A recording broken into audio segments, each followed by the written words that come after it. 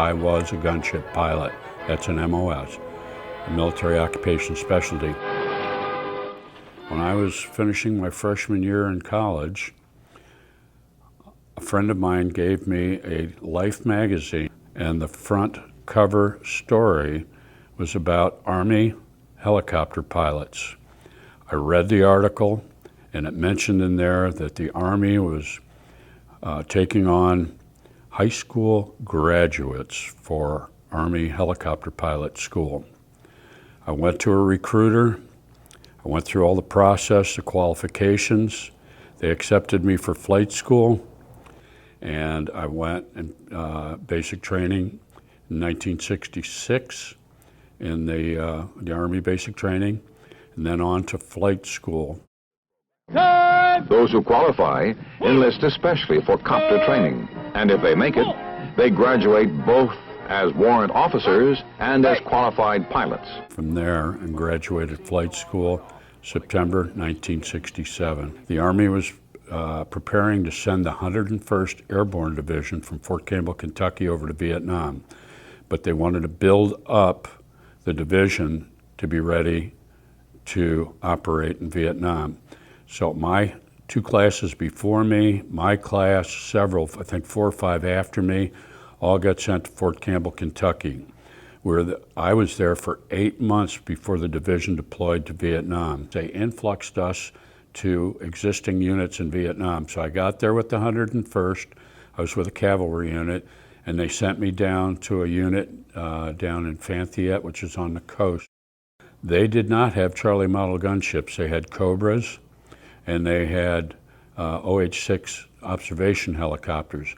Although I was a gunship pilot, I hadn't been to Cobra school yet. So I flew the observation helicopters, which was probably the most dangerous mission I've ever seen in all my year in Vietnam, in that you were down low, hovering over unknown enemy positions, hovering over the top of jungle canopies with the bad guys underneath. When they had a chance, they'd shoot down the aircraft, and I lost more of my pilot friends in flying observation helicopters than any other type of helicopter. Good friends of mine that were in my units, that were in like scout units. I lost 4 of those, and I was only with that unit for 6 months before they sent me to 57th Assault. I was wounded when I was with 17th Cav, a piece of shrapnel in my left arm. I didn't get Purple Heart for that. There was so much of that type of stuff going on that it was just too much paperwork. Halfway through that tour with 17th Cav, a very special unit in Kon Vietnam in the Central Highlands desperately needed Charlie model, C model aircraft commanders, and because I had all that year built up in the States, they sent me to that unit. I was immediately an aircraft commander flying Charlie models for my last 6 months. That particular unit was flying very, very treacherous missions we had a special forces camp attached to us, and the troop carrying ships would carry the special forces troops. We'd fly into Cambodia and Laos. We were not supposed to be there. And we staged out of a little airfield right on the border called Dak To. That was very harrowing. We were flying against radar-controlled anti-aircraft guns. Lost several aircraft, of course. We flew support. We also had slicks, or troop-carrying aircraft as well, and we would respond to anybody that needed help, not just our own units. Stuff. So because of the special forces and the infantry troops that were on the ground, we could get called and offer support. Cavalry units are very, very specialized, especially in Vietnam, especially in a jungle environment and stuff, being inserted into hostile areas, and then of course the gunship supporting them having to be extracted, and of course if you had injuries, then you had to call medevac aircraft, which were different, unless we could get the wounded extracted and then fly them to an airfield and have them transported by medevac and so forth. But no, cavalry was very, very specialized unit. When I got to Kon with my new unit, I was wounded. My aircraft was hit by gunfire and shrapnel and took one round right dead center through my windshield. My head was tilted to the side looking out side window, because I was making a break after the gun run. That saved me. That round went under my neck on my left side, cut my microphone cord. Everything went silent. Plexiglass had cut me. I was bleeding all over. Another round went in under my seat, armored seat, but it ricocheted off. But that round lodged behind my right kneecap. I felt numb and a little bit of blood there, but the blood on my hands, my face, and everything went silent. Scared me. My crew chief, and sitting in back of me, and the door gunner, saw what had happened. My mic cord had been cut. He gave me his helmet, plugged it into my microphone cord. After that, we did expend all of our ammo, and I flew myself back. They took me to a local field hospital, and a doctor just went behind my leg and plucked out that piece of that round that generated no velocity because it ricocheted off my seat, and he was able just to pluck that round out. And that was it. And in fact, I was down for maybe about a week, and I was back flying again with some bandages, but it was okay.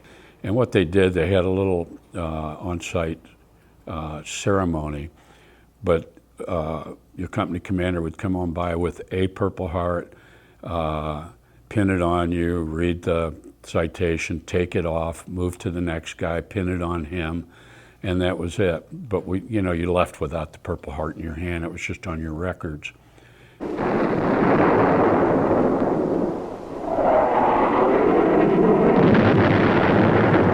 Obviously, when we were called to a mission, it was a hot area. So we could expect that that was going to be a very, very active area.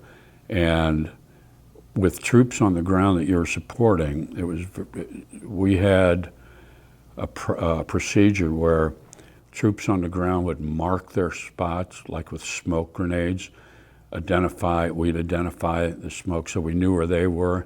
They would give us the enemy's position, an azimuth and distance from where the smoke is, so we didn't take the chance on possibly endangering any of our own troops. So when we got called on those missions, they were hot. And of course they were risky too, because we would get shot up too. But one particular mission, and we rescued several of the infantry troops, were under massive siege. We had what we called a heavy gunshot gun team, which was 3 aircraft gunship. We had 3 more back at base that were refueling, rearming, and so we came, our 3 aircraft, and expended all our ammo, rockets, 7.62 minigun ammo on the bad guy site. Went back, refueled. Our other 3 ships came in. At any rate, that one particular mission, we wiped out the enemy, and our unit got confirmed 29 kills, and we saved our infantry troops on the ground. So that was our job, protecting the guys on the ground. When I went to 57th Assault, we lost, in that 6 months, not including the infantry troops, but just our pilots and crew chief, we lost 3. People outside aviation units call people you fly with your wingmen. They were our brothers. And I did fly up until a day before I left the unit. And it had the same intensity and same focus as the day I got to the unit. We were flying with our brothers. And of course I was thankful to go home. I made it. And but I left several of my brothers behind. But we later hooked up too. Some of us did. They were sent to the same units.